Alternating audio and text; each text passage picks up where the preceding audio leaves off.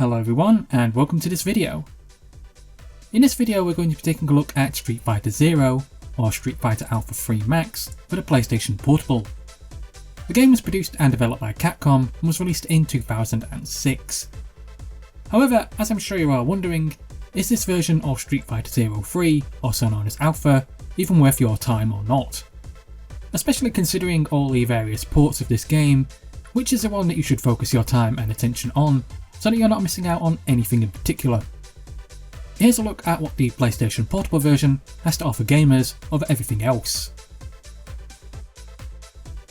Street Fighter Zero 3's story is set after the events of Zero 2's and is set before the events of the Street Fighter series that we old timers grew up playing. The events in this game's plot can be rather complicated, as a lot of what happens in it is and isn't seen as canon, and it's never really truly explained which is actually which. For being a 2D fighting game, it does have a rather complicated plot, with several side stories happening along the game's main story as well. You have the events happening with Rose, Cammy and the dolls, you have the events with Guile, Chun-li and Nash, and then you also have the events happening with Ryu and Ken. Along with those, you also have other various smaller stories happening as well. The game isn't just a planned 2D fighter, but a 2D fighter with a lot of history and background to it. Each character has their own individual stories and endings, but again, it is complicated as it never really is explained what actually is and isn't canon. With the various ports around of Street Fighter Alpha 3 Max or Street Fighter Zero 3 Double Upper, depending on your version, which is the best character-wise? Is it the Saturn version, the Dreamcast version, the PlayStation 1 version, or the PlayStation Portable version? Oddly enough, it's actually this version, the PlayStation Portable version, which in all honesty I just wasn't expecting, and I doubt anyone else out there would either. With the PlayStation Portable version, you get around a grand total of roughly 38 characters to play as, and this includes new characters that were added to the other ports, such as Yun, Maki and Eagle, and with the PSP version, you now also have Ingrid from Capcom Fighting Evolution. So character-wise, the best bang for your buck is the PSP version, as this gives you 38 characters to master and get to grips with. It's a fantastic roster with a huge amount of choice, with all the characters ranging not just from the Street Fighter series, but also from the Final Fight series, such as Guy, Maki and Rolento. There's a lot to choose from, and as I say, choice is always a good thing. It's great to have this many characters to choose from in this game, and it really does feel like Capcom actually cared about it, and what they were trying to give fans, as they wanted to give them the best experience that it could, which sadly you don't really get in today's era with dog turds such as Street Fighter V, which just feel like a huge middle finger to the fans, and then they basically force this whole DLC down your throat where they want you to pay more money. This game just doesn't do that. It gives you 38 characters to play as, and you can have a hell of a lot of fun enjoying each and every one of them. They're not hidden behind any paywall, like what certain games in today's era sadly do.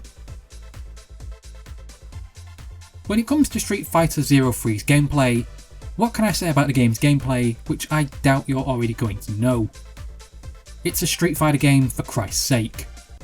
I'm fairly sure I just have to say the word Street Fighter and you're pretty much going to know what to expect right away. I guess the only things that I can really mention about the game's gameplay which I doubt anyone will know is that with Street Fighter Zero 3, the game brought new special finishing moves known as isms into the series. We had Xism, Zism and Vism.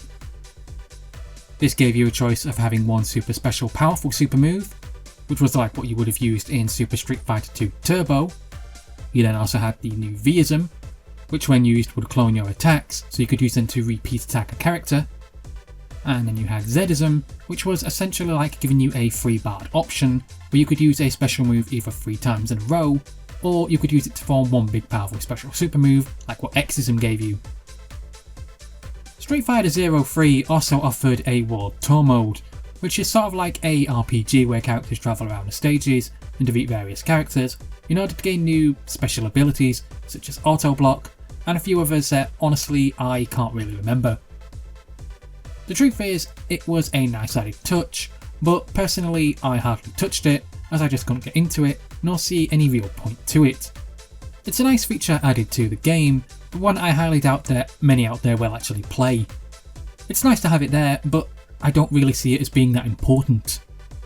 It's only really good, I think, if you're trying to do it for the challenge mode, as some of the challenges that the game does offer you in World Tour mode can be quite hard. Aside from those, the PlayStation Portable port also gave you the choice of editing characters' colour palettes, and also had more options available to you choice-wise with its dynamic battle mode and tag options. But aside from this, gameplay essentially boils down to what you would expect from a Street Fighter game.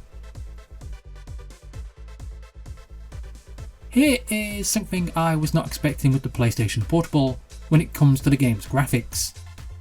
They're essentially perfect and exceptionally well done, which I just wasn't prepared for, because this game is basically a port of the Sega Saturn and Dreamcast versions, which realistically should be superior, but strangely they're not.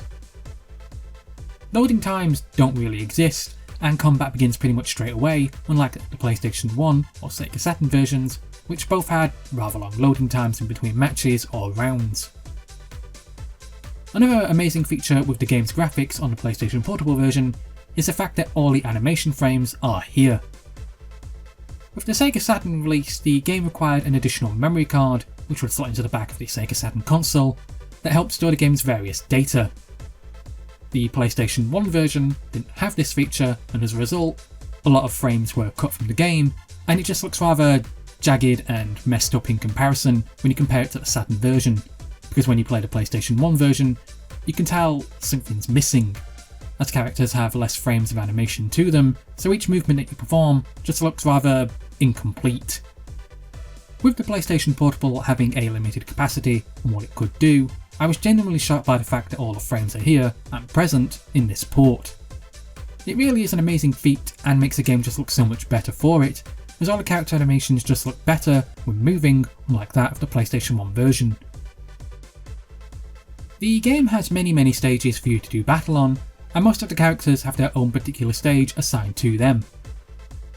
However, this isn't the case with every single character on the roster, but you're still getting a whole lot of stages, and that can only be a good thing, as you're given a lot of choice. The only downside I would have to say about the game's stages themselves would be that some of them clearly had more time and effort put into them than others. A perfect example of this is E Honda's stage, which is really beautifully designed with onlookers in the background and various other things happening around you. Yet in contrast, you look at Sakura's stage and it's rather boring and bland, and it's practically a still image with nothing really happening around it. So when it comes to the game's stages for you to choose from, I'm sure you're going to end up having some that you'll really love and some that you'll really hate, depending on your own personal preference. For me, there are a lot of stages in this game which I really liked, as I had a whole load of detail added to them. It wasn't just bland boring backgrounds, because when you looked at them, you noticed all the small details happening around them, such as characters walking around, onlookers cheering, and various other events happening behind you as you did combat. Yet in the same breath, you had other stages which do just look like bland static backgrounds. So you just end up feeling like some of the stages that you're actually doing combat on are somehow incomplete or rushed, and you're just left feeling that these stages are somehow unfinished. They're good, but I do feel like some more time and effort should have been put back into them, because they just don't feel fully there yet. Here is the difficult part with this review. Should I buy Street Fighter 3 Zero? And if you do, then which version should you get? Firstly, I would say yes, the game is worth it, and when you do play this game today and compare it to the latest outing, it really does make you miss the Capcom of old, who actually gave a crap about their customers and their fan base, rather than thinking, how can we screw our customers next? More forced DLC paywall nonsense? Or should we release another special edition or something when we promised we wouldn't the last time? When you play this game, you feel like Capcom cared about everything they put into it. So it's just pure joy to play, and an experience that I really do wish that everyone could try, so they can see just what they're missing. If you are going to play this game, then I would say pick your port wisely.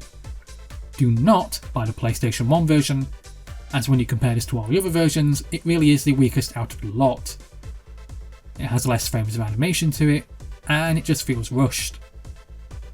The Sega Saturn version was only ever released in Japan, so getting a hold of that might be difficult for some gamers. Even with the added extra memory, it still has less characters and oddly long loading times, which really I don't feel should be there, considering the game is also running on cartridge and disc format. The Dreamcast version is essentially a direct port of the Sega Saturn release, without the memory card, and without any real improvement. Well, none that I feel is there anyway. There is the Game Boy Advance version, but I feel that version is so ugly that it's just not worth mentioning at all, so I won't. Truth be told, the best version to get is the PlayStation Portable version, as it's practically the perfect port, with everything that makes the game the complete and total package. What's more, it's available for the PlayStation Portable and the PlayStation Vita as well, as it's currently on the PlayStation Network, available for download. So if you are wanting a fantastic Street Fighter game of old, then look no further as this really is a pure classic, and one that I think you'll have trouble putting down once you pick it up. Well, that's it for this for you guys. Thanks for listening, thanks for watching, and please subscribe.